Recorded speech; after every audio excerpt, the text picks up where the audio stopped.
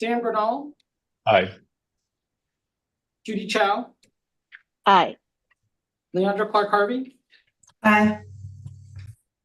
Henry Duliege, Mark Fisher Colby, Yes. Fred Fisher, Yes. Lena Flowers, Yes. David Higgins, Yes. Vito Bassiani, Yes. Rich Lahara, Yes. Lauren Miller Rogan, Yes.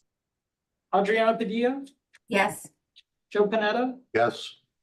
Marvin Southard, Yes.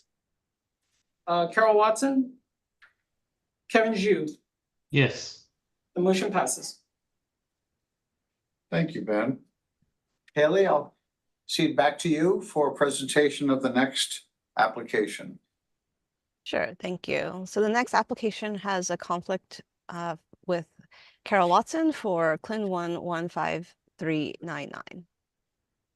So the title of this application is Development of a Therapeutic Monoclonal Antibody for the Treatment of Myocardial Infarction and Heart Failure. So the therapy is a monoclonal antibody for heart disease, and the goal of this project is an IND filing. The funds requested are just under $6 million, with no co-funding, and none is required for this application. And again, this is also a California organization. A little bit about this project. So heart disease is a leading cause of death globally. After the heart attack, the body tries to repair the damaged area, but with scar tissue. And the scar tissue stresses the remaining heart muscle, which over time can lead to heart failure. So the current standards of care for heart disease does not address the complications of the scar tissue or enhance any of the cardiac repair. So the proposition of this proposed therapy is a one-time treatment of a drug that could potentially enhance the repair and or decrease the fibrosis, or rather the scar tissue that forms after a heart attack, and would potentially be a significant advancement over the standard of care. And how this project is relevant to CIRM is that the therapy targets the scar-forming progenitor cells. Similar CIRM portfolio projects, there's another CLIN 1 that is active right now with using a different type of candidate. So these are the vesicles derived from cardiac-derived cells. And the second project, I just noticed this, by the way, I apologize, this is a typo. The second project in our portfolio is a CLIN 2. This is a clinical trial phase project, also for heart failure, but using human embryonic stem cell derived cardiomyocytes. Funding to the prior funding rather to the applicant team. So this applicant team has received 2 prior awards that are directly related to the current application under discussion. So these were the discovery and translational projects that led directly to this CLIN 1 that is before you today. So finally, the CLIN 15399 was recommended for funding by the grants working group with the unanimous score of 1 and a DEI score of 10 from the board members, and the CIRM team concurs with the above recommendation for a total award amount of $5,998,998. Thank you. Thank you. Thank you again, Haley. I'd like to hear a motion to accept the recommendation to fund. So moved, Maria Bonneville. Thank you, Maria. Second, Marv Southard. Thank you, Marv. Discussion from board members on the on this application. Sorry, I'm trying to put my hand up, but I can hear you, Elizabeth. Sorry. That's okay. Go ahead. Okay, so my question, I don't know if it's to Haley, but remind me, because I possibly have forgotten this from a long time ago. What is the requirement, or how do you measure those who aren't required to have co-funding and those who do? It strikes me in some ways that people who bring co-funding with them can help stretch our dollars and shows a real commitment. That may be a wrong question, or I'm poorly informed, but just remind me again why. So it's dependent largely on the applicant type. So nonprofit organizations are not required to have co-funding for the CLIN 1 stage at this time. And the that's- for-profits Yeah. are required. That being said, obviously it doesn't mean that they can't have co-funding. Right. It's Well, just not required. Right. And I would argue that most of the nonprofits, I think, who apply are fairly large and have their own big funding. So, I mean, these are not small little organizations. So it's just curious because, like I said, we need to stretch our dollars. And so anyway, it's a thought, and I don't know if we have more time to have a conversation on it at some point in time, but I leave it open for discussion, maybe at our June meeting. Thank you. Okay, I do not see any other hands from board members. I'm going to open it up for comment from the members of the public on who want to discuss or make a comment on this application. 15399 related to heart failure. There are no hands raised. There are no hands raised. Thank you so much. Ben, if you do the honors. Yes, this is a motion to approve CLIN 115-399 for funding. Dan Bernal, Aye. Maria Bonneville, Yes. Judy Chow, Yes. Leandra Clark Harvey, Aye. Anne Marie Duliege, Isabel Derone, Yes. Mark Fisher Colby, Yes. Fred Fisher, Yes. Elena Flowers, Yes. David Higgins, Yes. Vito Imbasciani, Yes. Steve Julesgaard, Yes. Rich Lahara, Yes. Lauren Miller Rogan, Yes. Adriana Padilla, Yes. Joe Panetta, Yes. Marvin Southard, Yes. Kevin Zhu. Yes.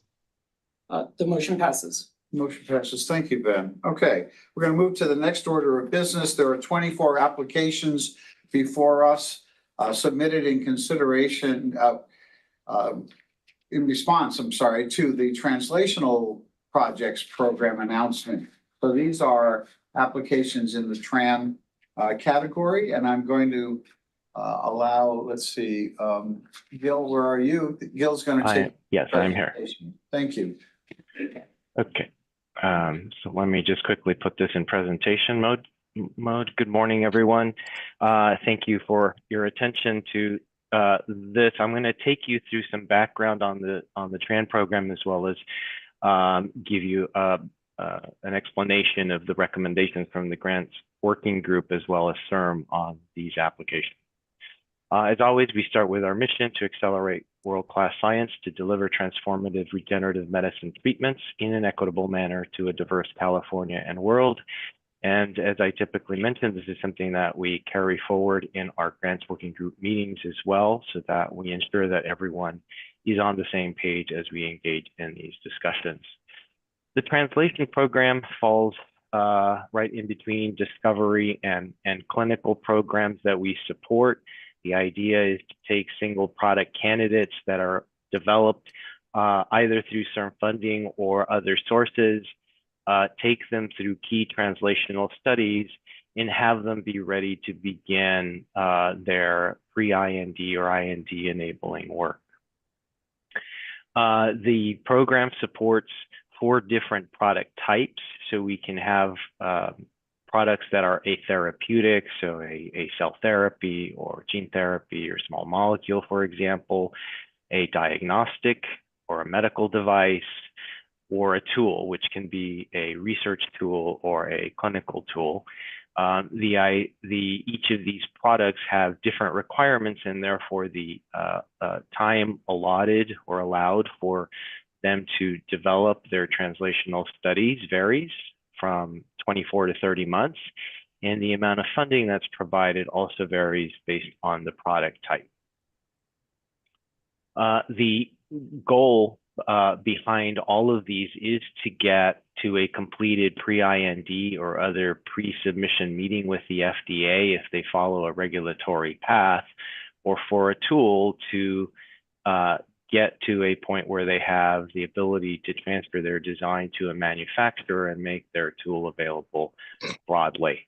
all of the projects that come in need to be at a state of readiness where they have a clear candidate that can move through these translational studies to get to that goal. The scientific review criteria that are used by the grants working group to assess these applications are similar to what Haley presented with the CLIN program. Does the project hold the necessary significance and potential for impact? Does it have a good rationale? Is it well planned and designed? Is it feasible? And does the project uphold the principles of diversity, equity, and inclusion? The scoring is a little different here, though. The scoring is on a scale of 1 to 100. If an application receives a score of 85 to 100, the application is deemed to have exceptional merit and warrants funding. A score between 1 and 84, the application is not recommended for funding. However, if it receives a score between 80 and 84, the application is not recommended for funding, but may skip through the positive selection process. And we have another typo here. It'll be actually for the next or future TRAN competition. I'll speak a little bit more about positive selection in just a second. Of course, applications receiving any score can revise and resubmit in future TRAN competitions. One of the other things that we've implemented into the TRAN reviews is the DEI scoring. So in the last couple of TRAN cycles, we've included the DEI scoring similar to what we do with the clinical program, using the same DEI score scale of 0 to 10 and a very similar rubric that we provide to our board members to help guide the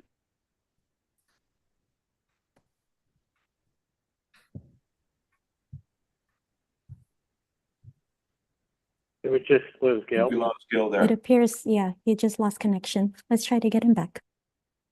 Please hold.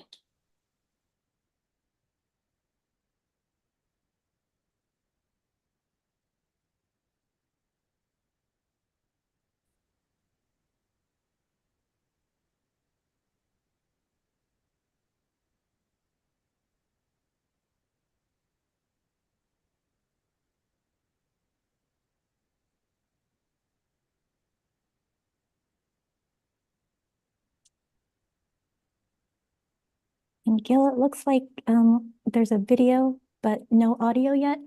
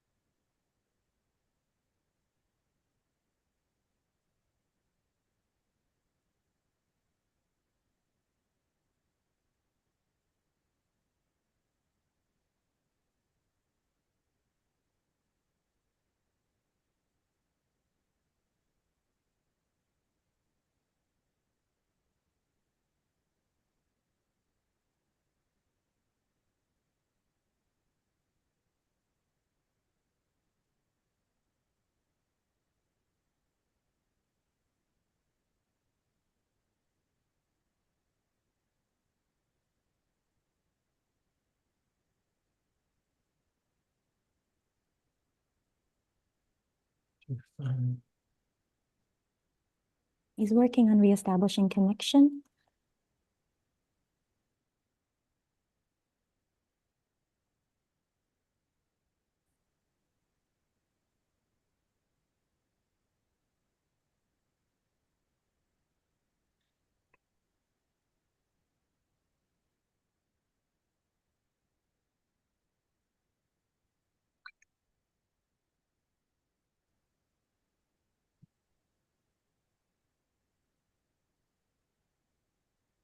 We're experiencing some technical difficulties. Please hold on. Thank you.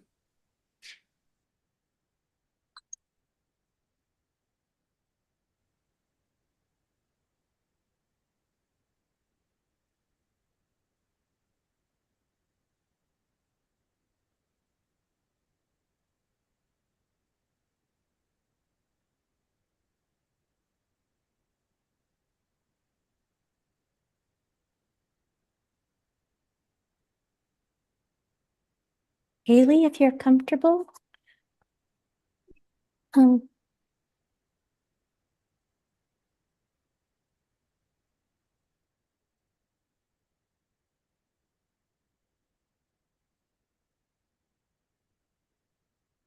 Hi, yes, I just want to confirm he was on which slide he was on.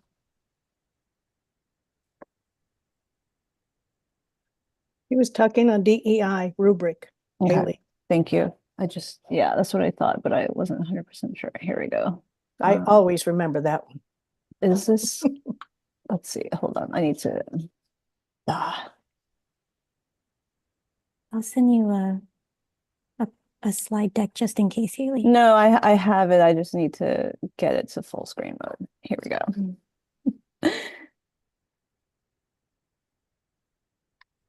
Thanks for your patience here. All right. Let's see, DEI scoring. So hopefully this is familiar, and Gil was just talking through it.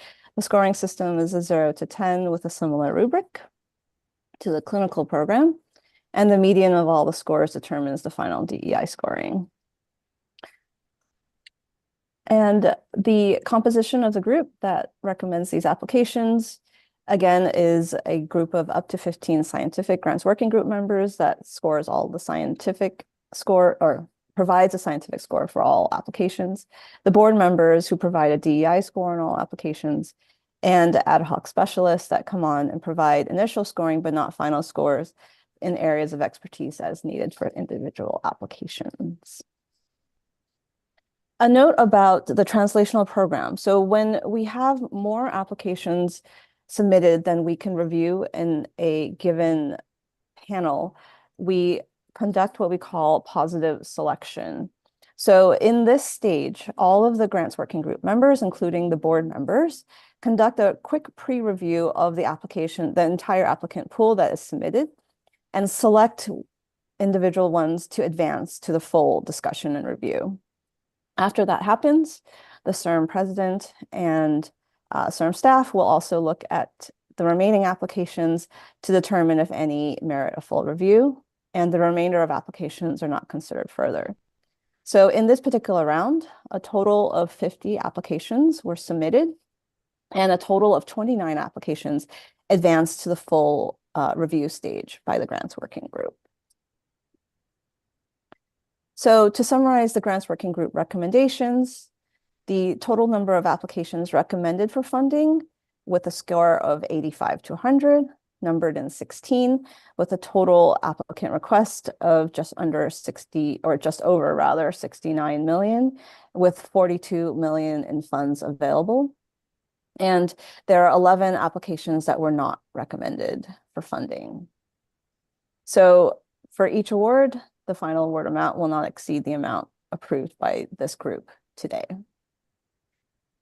A note that for based under Prop 14, we have something called minority reports.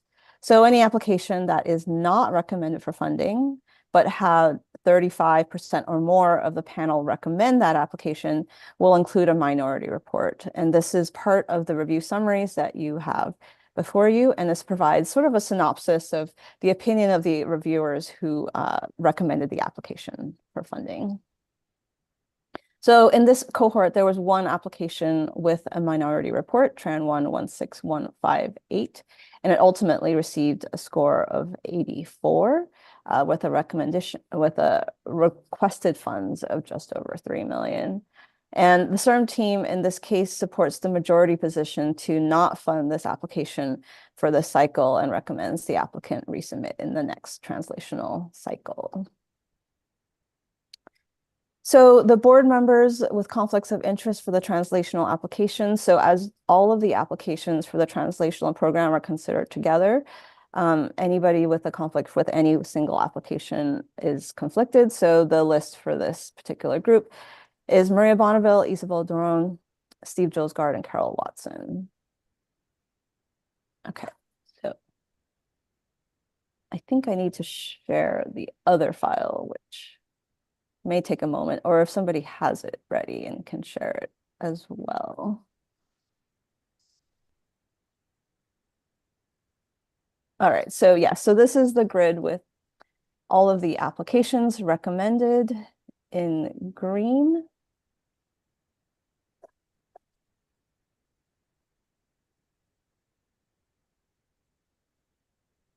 And so because the total number of applications in this round that were recommended by the grants working group exceeds the budget that is allocated for the translational awards in this fiscal year, the CERM team has made the following recommendations for funding to the Application Review Subcommittee. So as you can see, the green ones are the recommendations for funding. And essentially, it was based on the funds that we had. And it was, the line was drawn here at Tran 16192, and then the only remaining application that could fit in the remaining funds available was, let's see, 16091. And so with that, we would be able to fund the most number of applications in this round with the highest median score. So that is the recommendation that the CERM team has put forth to the Application Review Subcommittee today. Sorry, I'm back. I have no Yay. idea what happened. But thanks for presenting, Haley. Yeah, I don't know if you talked about the application that's at the bottom of the list, which I think is important to highlight, which is 16262. So that one is the only one that is sort of out of order in terms of the scientific ranking. That one received a score of 86. However, it got a very low DEI score of 5. And so typically, the board members are scoring the DEI such that anything below a 6 is strongly felt to be one that needs to fix their DEI and resubmit. And so therefore, that's why we put that out of order and put that in the bottom of the still overall scientifically recommended applications. The other thing to note is that the basis for our recommendation, I think Haley probably already stated this, is based on the scientific rank of the applications. So it is going through the top 9. Once you get to the top 9, we can't fund anything else in addition to that until you skip over to the one application that was mentioned. And so that is the basis for the recommendation. The other thing I want to note is that all of the applications that don't get funded have the opportunity to submit again. So the next application deadline is in July. So it's basically just around the corner. So applications that end up not getting funded will skip over the positive selection process and will be able to, if they received a funding recommendation. So the grants working group will also, of course, know that these were previously recommended and therefore have a high likelihood of being among the recommended group again. So, so that is important to know as you get into your deliberation of these applications. So I think that is it from my end. Or now. Yes, thank you, Gil, and thank you, Haley, for doing yeoman service in Gil's absence. We all benefited from the explanation of the why some of the applications recommended were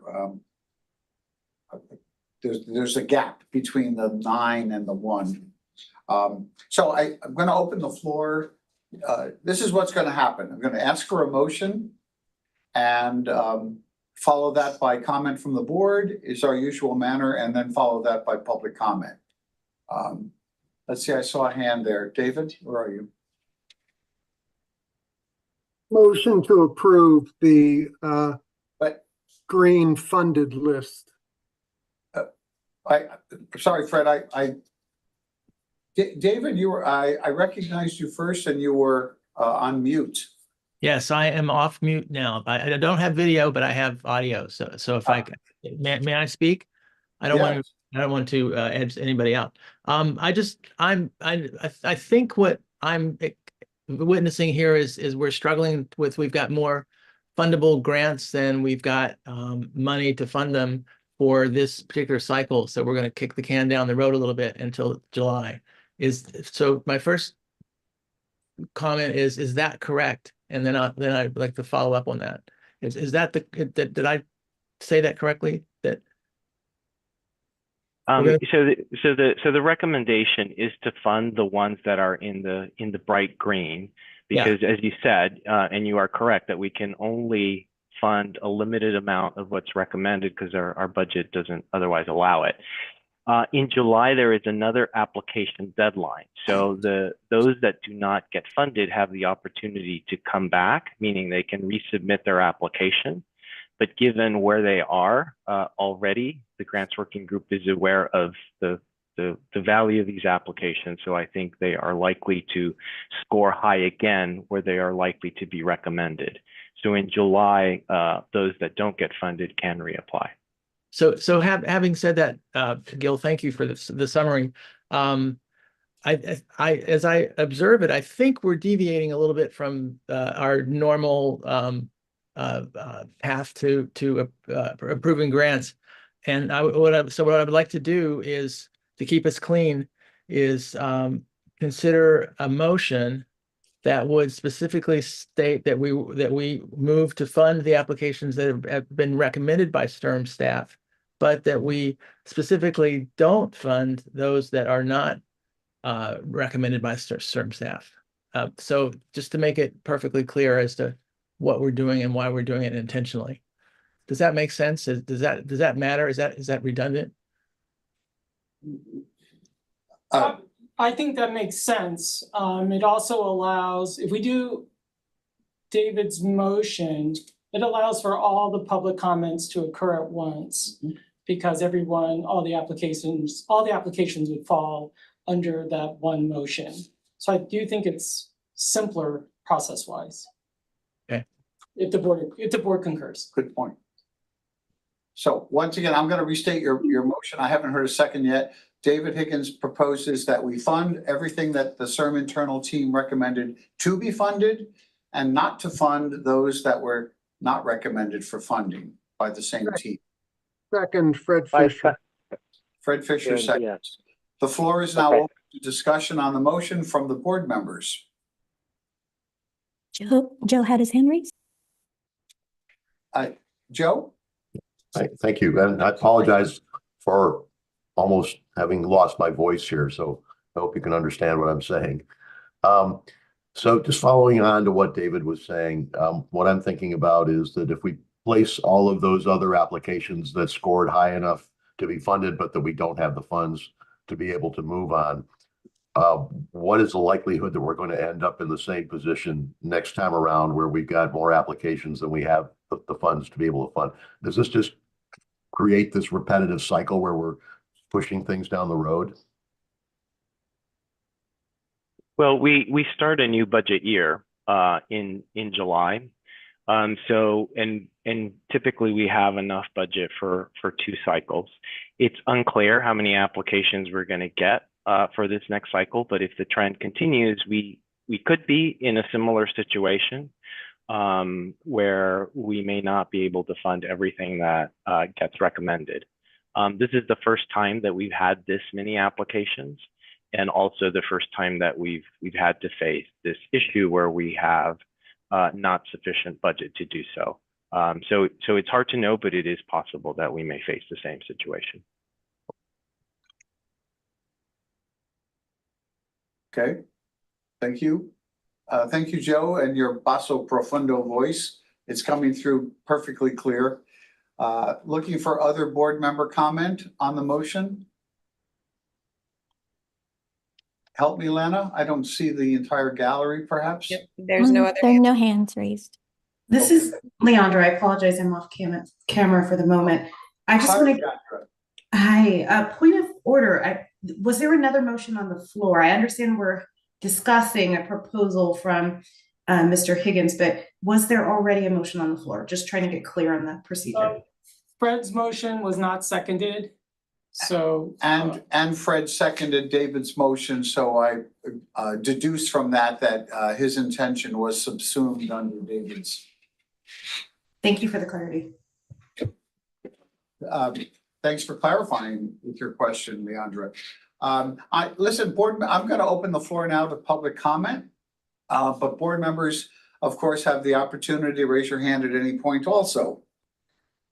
So because of the volume of public comment, I'm going to ask the members of the public when they use the microphone to limit themselves to 2 minutes. And I'm going to rely on help. Sorry. Yes. So because we have people online, we have people in person. I think we're going to manage public comment by handling the folks in person at the CERM headquarters, and then we'll transition to the online public comments. So Claudette will keep time, and I'll call just in order of sign in. Max once? Yeah. Come here, Max. And Max, you should see a timer up on the board, so it'll help you keep the time. So let me know when you'd like to start. Do we have camera on our speakers? Yes. Yes. Okay. Okay, I can start now. I would like to talk about the grant for the funding of Gaucher, the curing for Gaucher. This disease has affected me personally. It's been a burden on my life. Every time I have to go, I am reminded that I will have to live with this for the rest of my life, that I may not be able to accomplish everything that I want to because of this disease.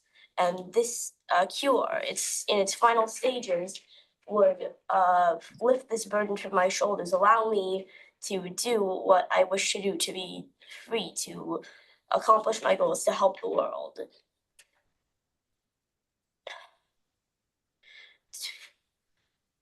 I would really like this to be funded because this disease has impacted me personally and many others as well. If I was able to be cured from this disease, I would be able to do so much more in my life than what I can now, being burdened by my biweekly visits to delay the effects of this disease. Thank you. Thank you, Max. Thank you. And that is application 16026, and it is in the funded range. Next. Oh, thank you for that. Next speaker is Dr. Gomez. Nope. Okay. Mr. Weiss. Distinguished members of the board, I'm Max's father, and we have suffered through Gaucher all of Max's life, obviously. It was a difficult decision given what's going on. It was a difficult decision to go through and have Max. He's a wonder. And this funding of Dr. Gomez, she's at the last stage of this project. This goes to clinical trials afterwards. There's no sense giving up on this project. We need to complete it. Thank you very much. Thank you. Thank you. Dr. McMahon from Revere Therapeutics. Thank you. Dear committee members, I'm a director of biology at Revere Therapeutics, a California-based company committed to developing treatments for Huntington's disease. From interactions with HD patients and patient foundations, I am aware of the high unmet medical need for new treatments for Huntington's disease and of the suffering and devastation HD patients and families endure. And today I would like to read a letter from Mrs. Trace Cutter-Marin, a California resident and president of the Huntington Disease Society of America, the Bay Area chapter. She's unable to attend today as she's attending the annual convention, but the letter details her support for Revere Therapeutics application. And I hope from hearing Trace's story that the ARS will reconsider funding of our proposal. I am president of the Huntington Disease Society of America San Francisco Bay Area chapter, author, Huntington disease advocate, blogger, and retired healthcare professional. I am writing in support of Revere Therapeutics application to secure funding for Huntington's disease.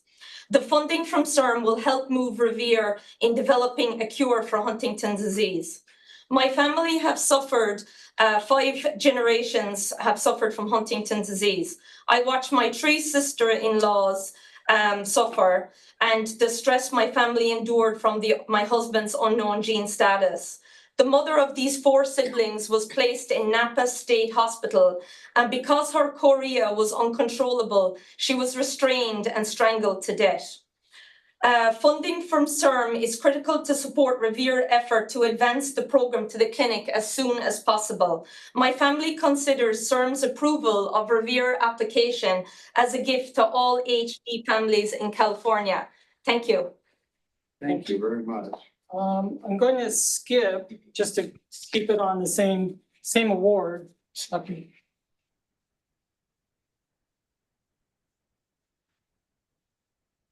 Yeah, thank you. Since Mary just talked about Revere effort to treat the Huntington disease, I will keep my speech simple. I just want to really emphasize that Revere is a small startup, 3 years old, California-based, and our mission really is to dedicate our resource to develop a novel therapeutic to treat multiple neurodegenerative disease, including Huntington. And for Huntington, we actually have a very comprehensive disease strategy to target multiple disease causal mutation. And the lead molecule covered by our proposal, TRAN 16070, is the one molecule to really downregulate, degrade the Huntington mutant RNA. And we think that this therapy and other therapy we are currently developing will have a transforming kind of impact to the Huntington patient. And the support from CIRM really is critical for us to push forward to develop other molecule, including this one. And we really thank you for your kind of review. And on the other hand, I think I understand the limitation of the budget, but on the other hand, we probably willing to offer. We can match the gap in terms of the funding for this particular round, if this is an option for the board to consider. Thank you. Thank you, sir. Dr. Tsukamoto? Okay, and Dr. Wesley.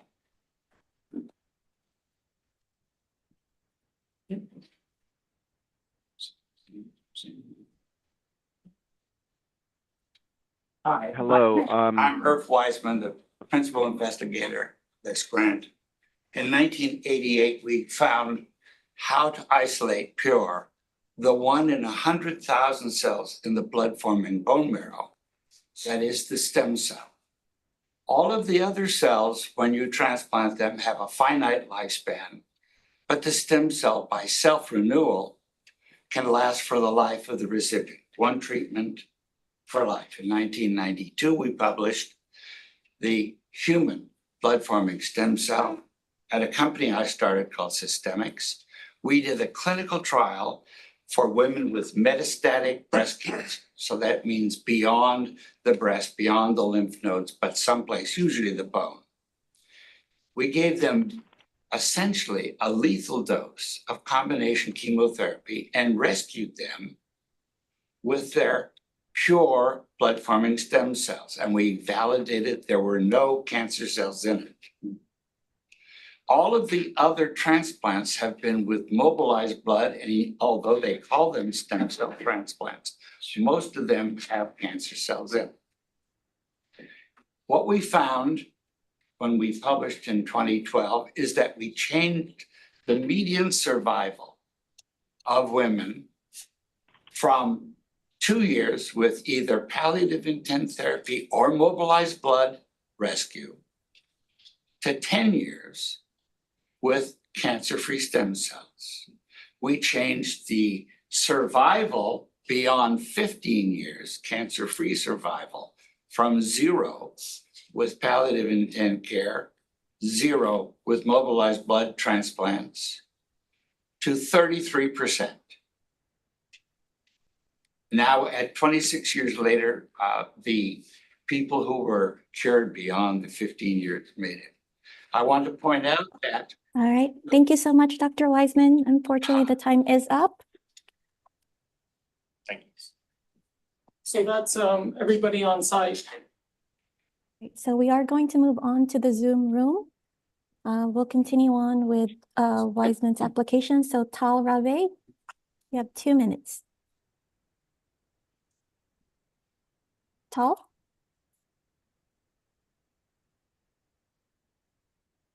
You'll have to unmute. Good morning. I would like to allow Joe Gant to start before me because we both want to comment on the same application. All right, Joe, you have the floor.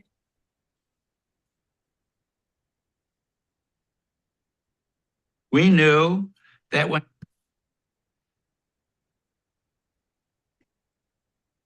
Oh my God. Share screen.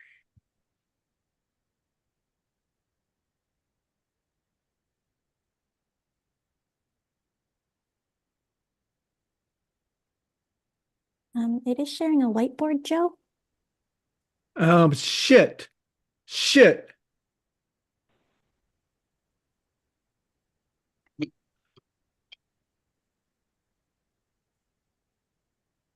How do I get out of Joe, maybe I'll try to get started.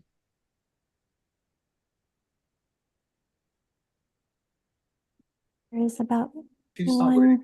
We can give him some extra time to get started and. I'm ready.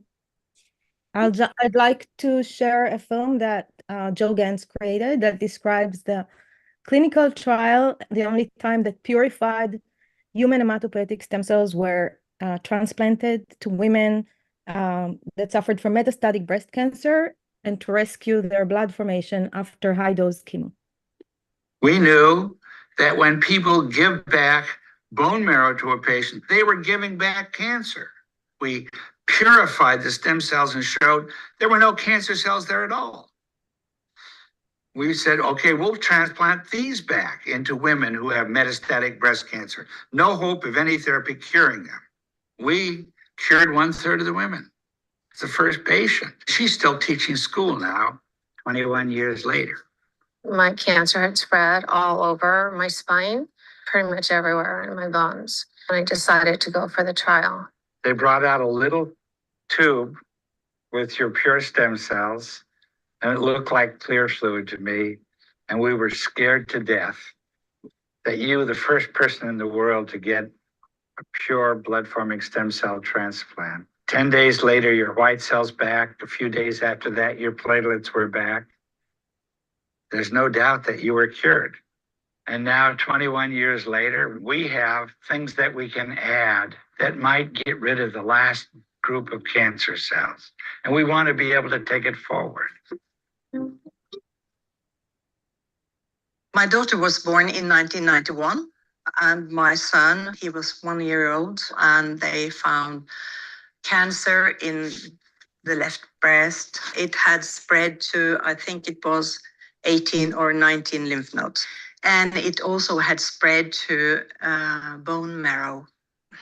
My doctor at that time, he said, I give you 2 years. I was offered ordinary treatment with chemo and radiation. My husband, he All right, had Tal, that is time.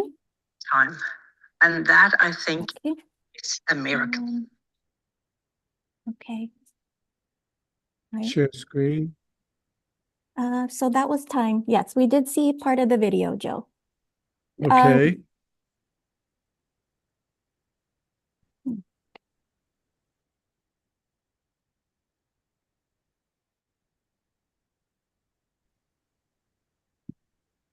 And they found cancer in the left breast. It had spread to, I think it was 18 or 19 lymph nodes. And it also had spread to bone marrow.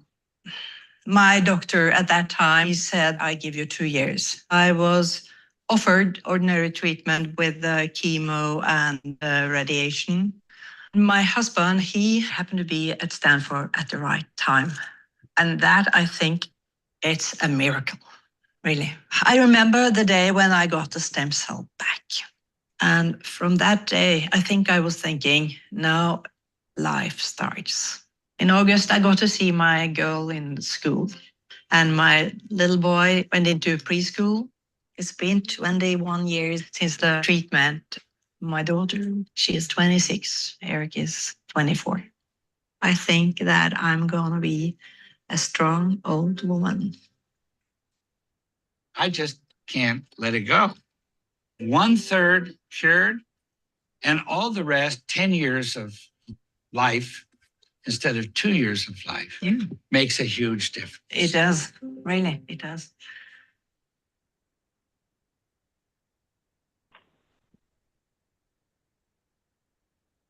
So this clinical trial was followed in my film Ending Disease, which I released 4 years ago. And it's a clinical trial that has already taken place and had tremendous success. And I'm just very hopeful that Irv will get the chance to follow up with this and continue this trial to save lives. And thank you for your time. Thank you, Joe. Next up, we do have Dr. Paul August. To follow him will be Sergio Pesca. So, Paul, you have the floor. Great. Thank you very much. I appreciate everybody's opportunity to speak today. I'm Paul August, Revere Therapeutics Chief Scientific Officer. Revere is a California company committed to developing therapeutic treatments for Huntington's disease. And we believe that our proposal fits really well with the goals of CERN's translational program. I'd like to take the opportunity to clarify on some points highlighted in the unanimous positive review of our proposal by the Grants Working Group. One, as you've seen in our letters of support, we have unwavering support from Huntington disease patient foundations such as the Huntington's Disease Society of America and CHDI, which you'll hear from Doug McDonald shortly. We understand that we are just at the border of the funding cutoff, and we would like to implore the ICOC to fund our application, given its merits for focusing on a devastating disease, support from patient foundations, and some of the clarifications. Firstly, there was a concern raised about our candidate's efficacy in preclinical models, and I want to assure the committee that we have confirmed our candidate is effective in the fully humanized BAC-HD mouse model of Huntington's disease. And additionally, our candidate has shown promising results in human preclinical models, such as Huntington's disease patient iPSCs. And we will strengthen that in the future. Secondly, artificial intelligence was raised as an opportunity to analyze our splicing data. And I want to communicate that we have a dedicated group of computational biologists who are working to identify the most informative animal species for our tox studies, ensuring the use of the transchromics data. In addition, I want to say that we are broadening our clinical toxicity assessments as communicated in the feedback. These were the only concerns that were raised by the reviewers, and we want to thank you for your support. All right. Thank you, Dr. August. So this was for Trend 116070, which was part of the applications not recommended for funding by the CERM team. Next will be Dr. Sergio Pascal on the Trend 116236, also not recommended for funding by the CERM team. To follow will be Katia Wynat. So Dr. Pascal, you have the floor. Well, thank you so much for the opportunity to speak today. I just want to take 2 minutes to tell you a little bit about the rationale and the broader implication for our Trend 1 applications for Timothy syndrome. I'm a professor of psychiatry at Stanford, and I want to point out that although psychiatric disorders affect 1 in 5 individuals worldwide and cause immense suffering, the number of applications, translational applications for psychiatric disorders on the recommended funding list, it's very, very low. And this, of course, is not a surprise as these conditions are incredibly complex. And developing therapeutics for psychiatric disorders has been more challenging than developing therapeutics in any other branch of medicine. But as you can see, our proposal was very positively evaluated with concerns about how rare the conditions actually is. I want to emphasize that autism, which is Timothy syndrome, is a rare form of autism, is not one single disease, but a collection of individually rare conditions. And I do believe that if we were to make progress in psychiatry, we're going to need to first tackle these rare conditions. We are at a critical point in psychiatry. As for these conditions, for Timothy syndrome, one of the highest penetrant forms of autism and epilepsy, we have now gathered enough biological informations through human stem cell models, organoids, assembloids, and transplantation models, that a therapeutic opportunity just became clear. This work was just published a couple of weeks ago on the cover of Nature and demonstrated for the first time a multi-level approach of restoring defects in human neurons. I know there's not enough time, but there is a timeliness to our project since children with Timothy syndrome are being diagnosed more readily, but they're also dying young. Just in the last 18 months, as I have traveled to find most of these patients, at least 5 has actually died. So in conclusion, I just hope that the board will reconsider the way.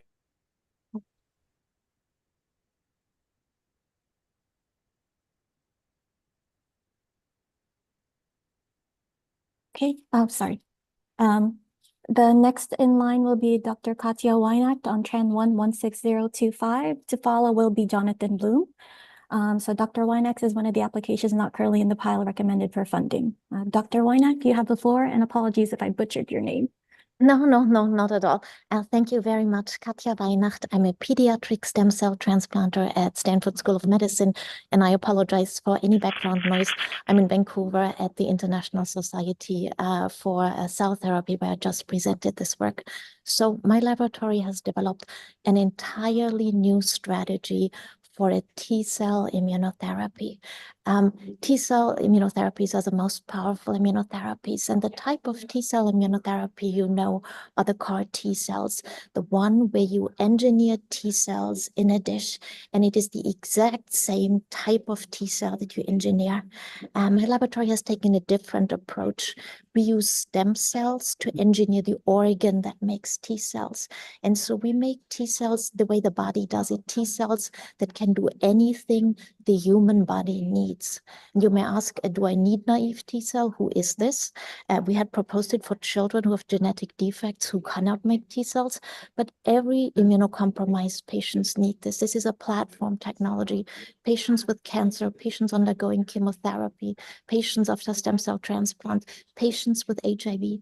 And truly, as we age, we lose our capacity to make new T-cells. So this is a platform technology that will really benefit all of us. And to establish something entirely novel, we need funding, the type of high-risk funding that CERM set out to do to advance entirely novel therapies. So today, I respectfully ask the ICOC committee to examine the portfolio of existing T-cell therapies and to make a conscious decision to invest in something that is entirely novel and that is truly a wonderful return on investment. It can benefit all of us. And I'm confident it can write the next chapter of immunotherapies. Thank you for your attention. Thank you very much, Dr. Vina. So next we will have Jonathan Bloom to be followed by Sam Allworth. Both will be speaking on Tran 16013, an application that has been recommended for funding by the CERN team. Jonathan, you have the floor. Thank you for this opportunity to speak. I was diagnosed with ALS in 2020, shortly after I retired from my work as an infectious disease physician. I was asked by Everything ALS, an advocacy group, to comment on this grant, specifically regarding whether intrathecal therapy would be acceptable to ALS patients. First, I want to mention that I'm receiving no compensation whatsoever for my appearance here. In addition, I was asked to speak and agreed to do so before anyone knew what my statement would be, so I was not cherry-picked for my response. Although much scientific progress is being made, neurodegenerative disorders are a tough target, and options for ALS will remain quite limited for some time. In other words, there is no miracle pill on the horizon. Although there is no denying that intrathecal therapy is less convenient than pills, I believe that it is not a substantial obstacle to use of such a therapy. There are several good reasons for this. First, intrathecal therapy is already used for other serious diseases, such as leukemia, spinal muscular atrophy, or in my field, fungal meningitis. Second, IT antisense therapy is already being used for ALS in the small group of patients who have a mutation in the SOD1 gene, and it is the first ALS treatment that has been shown to reverse the disease. Uptake of this treatment among those patients has been very high. Third, IT therapy is being developed for treatment of other neurodegenerative disorders, such as Creutzfeldt-Jakob disease, as described in Science magazine just this March 22nd. Finally, I can speak from my own perspective. I've performed many lumbar punctures and observed how patients tolerated them. I am also facing progressive disability and certain death from my disease.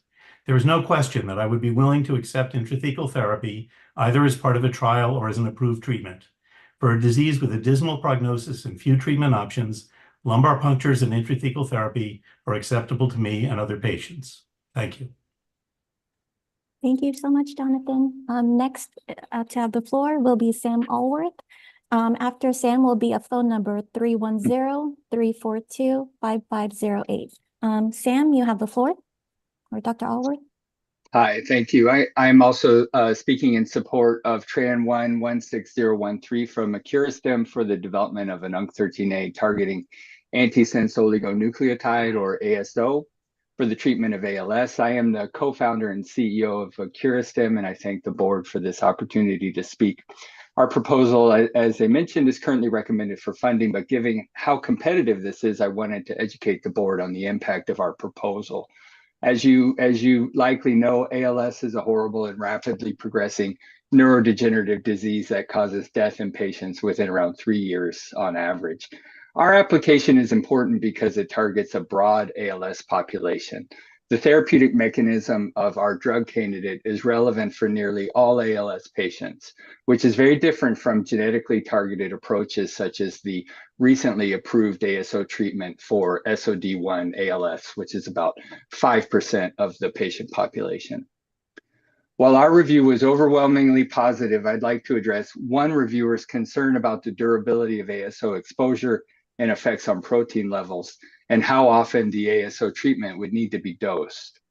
The last few years have seen quite a number of clinical trials of intrathecally administered ASOs and one recent approval. As a field, the technology of ASOs has proven to give durable suppression of the target of interest, and quarterly dosing is now the standard. And we expect to be able to achieve that with our treatment. Lastly, Dr. Blum just kindly spoke to the acceptability of intrathecal treatments for ALS patients. And as he so elegantly stated, IT administration is widely accepted by ALS patients with tofersen and also in SMA with nusinersen. Thank you. Thank you very much, Dr. Allworth. So next will be 310-342-5508. Please make sure when you start that you introduce yourself and the application number you're speaking for. And after will be Anna Moreno. So 310-342-5508, you have the floor. Yes, good morning. Can you hear me? Yes. Great. Good morning, everyone. My name is Doug McDonald, and I'm a research scientist and Director of External Partnerships and a member of the preclinical leadership team at CHDI Foundation. CHDI is a privately funded not-for-profit organization exclusively dedicated to accelerating therapies for Huntington's disease by collaboratively enabling HD R&D. We have 3 offices, and I'm dialing in from our office in Los Angeles, California, where I am based. I'm calling to support Revere Therapeutics' project application entitled Genetic Therapy Targeting Mutant Huntingtin mRNA to treat Huntington's disease, and it's a pleasure to address you all today. Huntington's is a horrible and fatal disease with a true unmet medical need. Unlike many other fatal diseases, such as in the oncology space, there are currently no approved disease-modifying therapies for Huntington's. Huntington's is an autosomal dominant monogenic disease with 100% penetrance, and it manifests as a movement, psychiatric, and cognitive disorder. Children of a parent who has HD have a 50-50 chance of inheriting this fatal gene. Revere's innovative RNA targeting drug discovery platform has already yielded a candidate therapy called RX-038 that lowers the levels of mutant Huntingtin mRNA and protein by modifying the splicing of mutant Huntingtin mRNA. This specific approach targets the monogenic cause of the disease. Furthermore, their platform is well positioned to yield additional candidate molecules to modulate other targets of interest to Huntington's, stemming from the well-validated human-based genome-wide association studies that have. Oh, I am on mute. Thank you so much. Unfortunately, your time is up, Sorry. Doug. No, I'm so sorry. Okay. But thank you very much, Doug. I'll just pause by stating that the preclinical leadership scientific. Oh, sorry, Doug. Next will be Ana Moreno on Trend 116022, an application that's recommended for funding by the CERN team. Following Ana will be 818-519-9963. Dr. Moreno, you have the floor. Thank you. Good morning. My name is Ana Moreno. I am the founder and CEO of Navega Therapeutics, a company based in San Diego, California. I wanted to thank the reviewers for giving us a top score of 85 and for understanding the huge need that many of us in California and Americans in general with chronic pain are facing. I can imagine many people in the room have experienced or know someone that's suffering from chronic pain and the amount of deficiency in the quality of life that these patients have. Indeed, 17 million Americans suffer from high-impact chronic pain, and opiates are just not cutting it, with 1 in 4 patients prescribed opiates becoming addicted to them. But yet, only less than 2%, 1.7% of investment is dedicated to novel chronic pain solutions, according to BIO's investment report in 2023. So we really are in dire need of new treatments for chronic pain. And at Navega, we have developed a long-lasting, non-addictive, highly specific epigenetic gene therapy for chronic pain. We've shown efficacy preclinically in 5 types of pain, including inflammatory, neuropathic, visceral, and arthritic pain, safety in rodents and non-human primates, with no toxicity observed even at high doses. Importantly, we were lucky recipients of a DISC-2 grant that allowed us to test our gene therapies and iPSCs from patients with primary fibromyalgia, as others have shown that patients that respond at the iPSC stage in pain respond in the clinical trial, largely de-risking our therapy. And we are really committed to actually treat patients. I started this journey in 2015 as a PhD student in the University of California, San Diego, and started the company out of after seeing a high impact journal in Science Translational Medicine. And this journey is a difficult one, obviously, especially one focused on chronic pain. But we really are motivated by patients suffering from chronic pain that have reached out to us in California, but also abroad in Australia, Italy, Netherlands, and Belgium. So we really would like to have you ask to consider funding us to help end the opioid addiction and bring patients a treatment for chronic pain. Thank you. Thank you so much, Dr. Moreno. Next, we will have 818-519-9963, followed by another phone caller, 646-586-1794. For both of you, please make sure that you state your name, what application you're speaking towards. So 818-519-9963, you have the floor.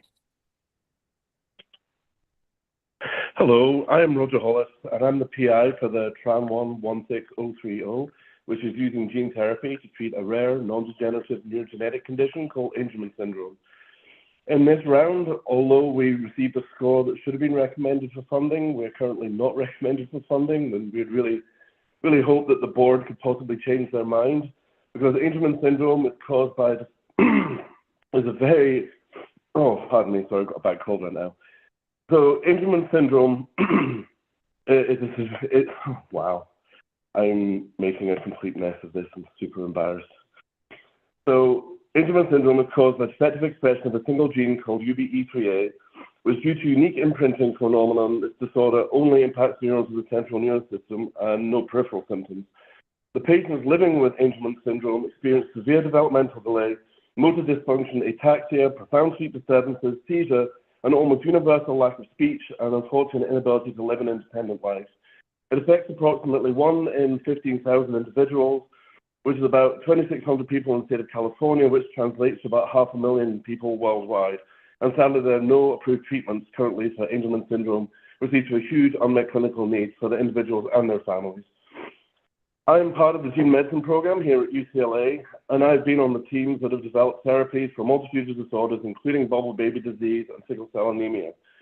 The approach of genetically modifying hematopoietic stem cells works for treating Angelman syndrome because the hematopoietic stem cells give rise to the immune cells that set up resonance in the brain, also known as resident immune cells. The genetically modified resident immune cells are still capable of performing their normal role in the brain, but now have also been endowed with the ability to secrete UBE3A enzyme, which is missing in the Angelman syndrome patients. And this protein is actually able to cross-correct the enzyme deficiency in the surrounding neurons and reverses the defect. And the reason we're so excited. All right.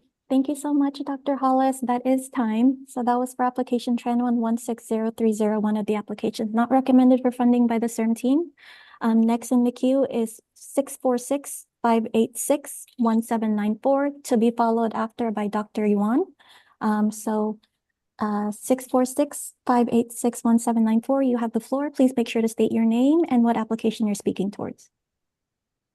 Hello, my name is Allison Brent, and I'm speaking to TRAN1 16030, the evaluation of an ex vivo lentiviral gene therapy for the treatment of Angelman syndrome. Good morning, everyone. I'm the Chief Science Officer for the Foundation for Angelman Syndrome Therapeutics, where our singular focus is to help advance transformative treatments for all individuals living with Angelman syndrome. Angelman is a non-degenerative disorder affecting a single gene called UBE3A. Its deficiency is only in neurons of the brain. And since 2008, we at the Foundation have worked to fund every possible therapeutic strategy with scientific merit that can be advanced toward human application. This includes an AAV gene replacement therapy, artificial transcription factors, and an antisense oligonucleotide, as well as CRISPR gene editing, and this ex vivo autologous hematopoietic stem cell gene therapy. I'm here today because of our excitement over the promise of this specific ex vivo lentiviral gene therapy for Angelman syndrome. Compared to all other strategies that we have funded, this HSC approach has been the most profound impact in the animal model, fully rescuing phenotype in symptomatic animals both at newborn and in adult mice, having the greatest biodistribution to the brain, showing the ability for the UB3 enzyme to cross-correct. These data have changed the way we think about how to best address this disorder, following in the footsteps of the recently approved Limeldi for metachromatic leukodystrophy, as well as cystinosis and Friedreich's ataxia, thanks to the incredible funding by CERN. We are honored to help support the work of Dr. Hollis and his accomplished team at UCLA to be able to advance to a pre-IND meeting for this current clinical candidate. It has been an incredible collaborative effort, always with sound science, patient focus at the core of all of our work, as I am the mother to a little girl who lives with Angelman syndrome. And unfortunately, she is nonverbal and she is unable to be here today to speak for herself. So I am the one who has to speak for her. While the symptoms of AS present with extreme severity and significantly impact the development and functioning, data from the literature and the natural history study dating back till 2006 show that patients have a normal lifespan. Through our global registry program.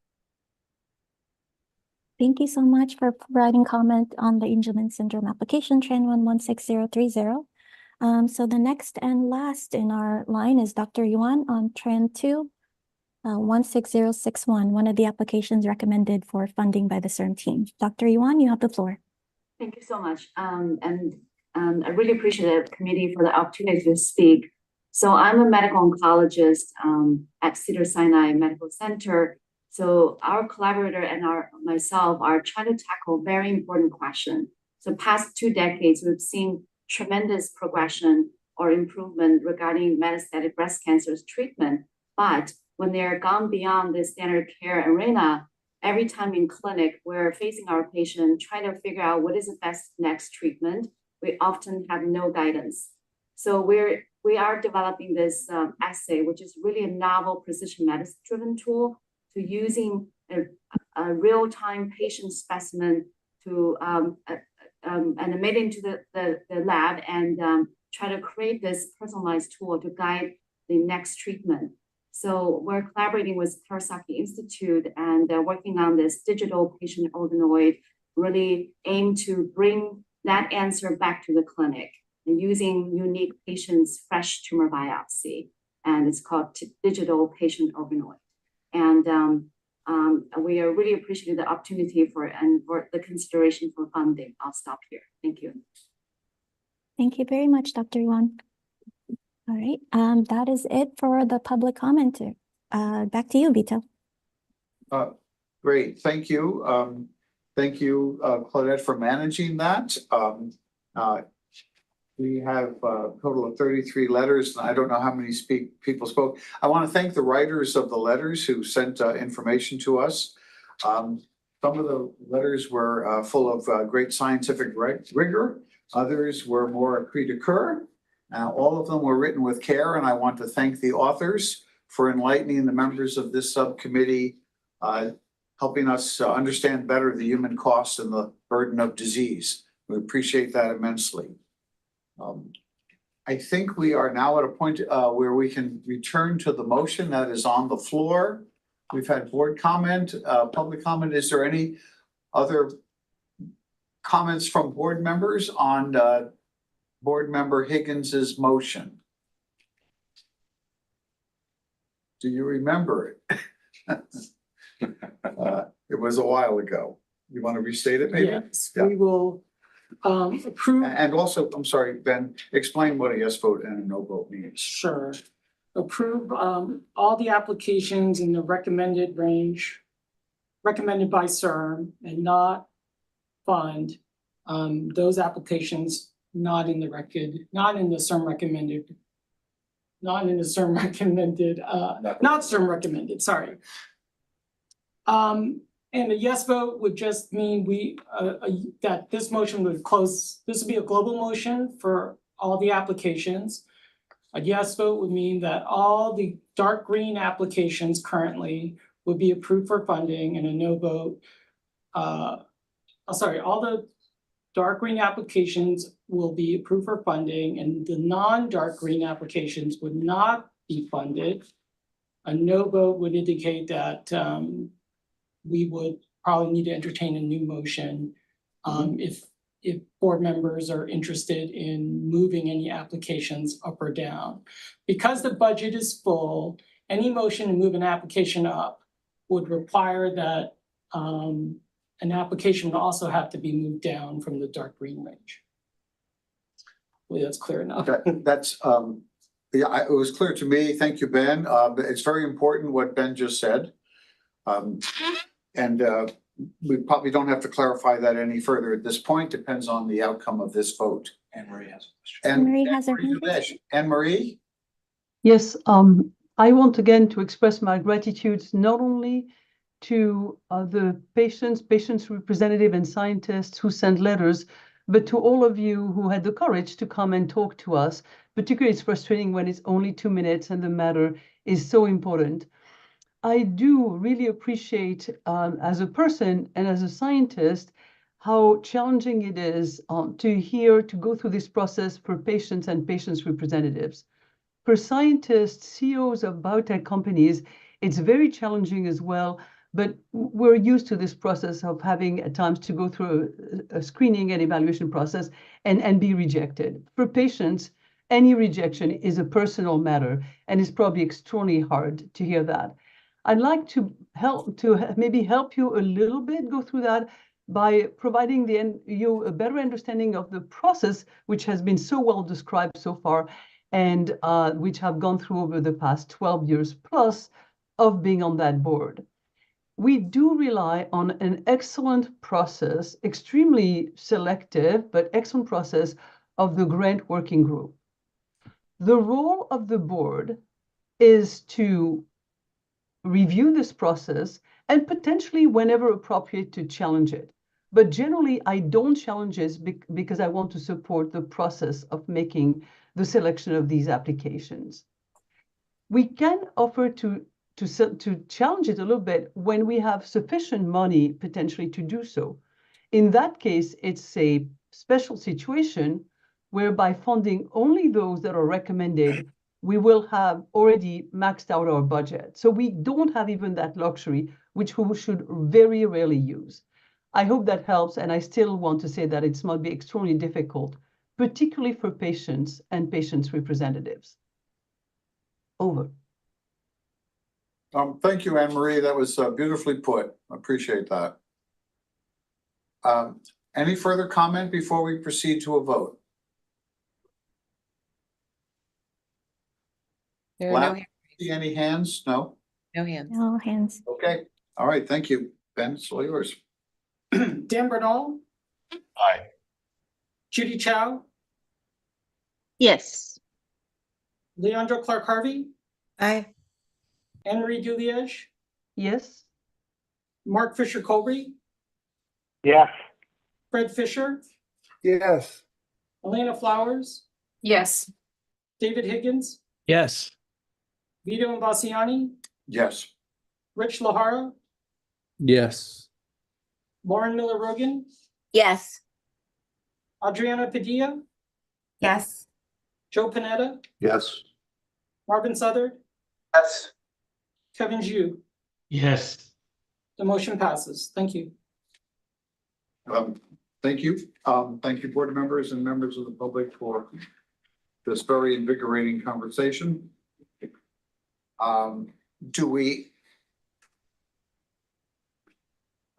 Is there, at this point, is there any member of the public who wants to raise any general issue or any issue not on today's agenda?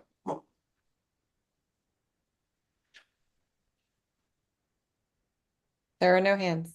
Hearing none, I'm going to thank the board members again for their wonderful participation and preparation for this meeting. And I'm going to adjourn the meeting. Thank you. See you next month.